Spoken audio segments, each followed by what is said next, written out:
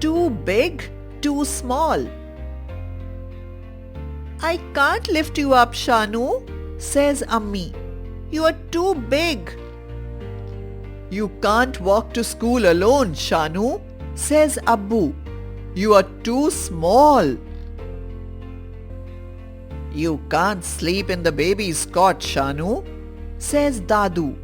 You are too big. You can't carry the baby to the park, Shanu, says Dadi. You are too small. Shanu is puzzled. Too big, too small? How can she be too big and too small all at once?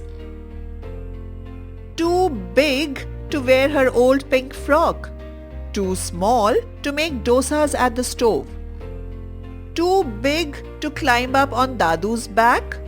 Too small to carry the baby on hers.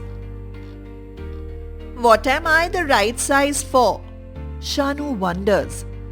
Ammi smiles and says, Why, you are just big enough to go to school. And you are just small enough for me to carry you on my shoulders, says Abbu. You are just big enough to take me for my morning walks, says Dadu. And you are small enough for me to tell stories too, says Dadi. And you will always be the perfect size for this. All say and give her a warm, wonderful hug.